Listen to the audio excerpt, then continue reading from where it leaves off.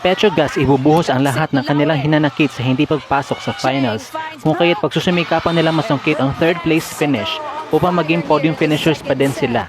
Cherry Tigo crossovers babawi na malala matapos hindi makakuha ng kahit isang panalo sa semifinals at hindi na talaga sila papayag na muli na naman silang malotlot sa bronze medal match.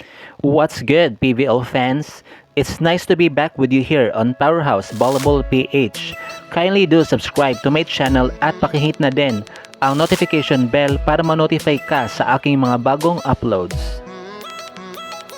For our first game on a Thursday doubleheader, May 9, 2024 bronze medal match, Petrogas Angels and Cherry Tigo crossovers will outduel each other to get that podium finish.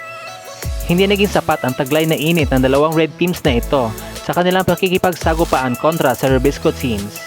Dahil kung gaano kabilis natapos ang kanilang unang paghaharap sa preliminaries, ay gano'n na gano'n ang nangyari sa kanilang muling pagtotoo sa semis. Sapagkat binawian at winalis lang din ng Creamline Cool Smashers and Cherry Tigo crossovers na hindi nagawang pahabain pa ang laban, 25-16, 25-21, and 25-20, na kung saan naging POG si Kyle Negrito na nakapagtala ng 15 excellent sets and 6 points with 4 attacks and 2 blocks. Sa naging sagupaan naman na isa pang Rubisco team na Choco Mucho kontra sa isa ding red team na semifinalist at yun nga ang Petrogas, ay naging mainit-init pa ang salpukan nila sa sets 1 and 2. Subalit nang halimaw na ang Flying Titans sa sets 3 and 4 na pinigilan ng Angels na makahabol ang kanilang score 23-25, 26-24, 25-19, and 25-20, na kung saan naging POG si Cherry Bomb Ceci Rondina na nakapag-contribute ng 31 big points with 29 attacks, 1 block, and 1 ace.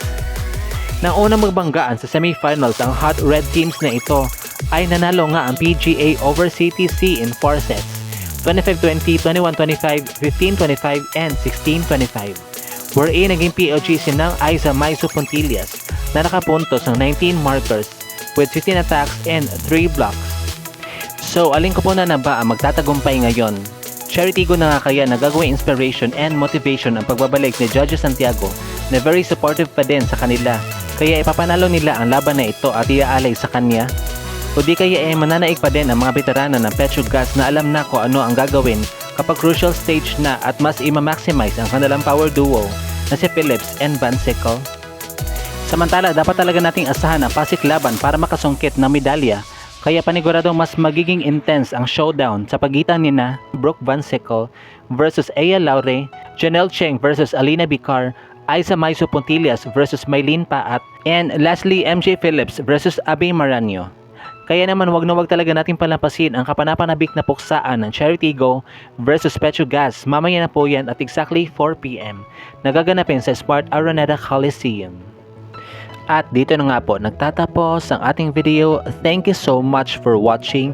Kindly do subscribe to my channel at pakihit na din ang notification bell para ma-notify ka sa aking mga bagong uploads.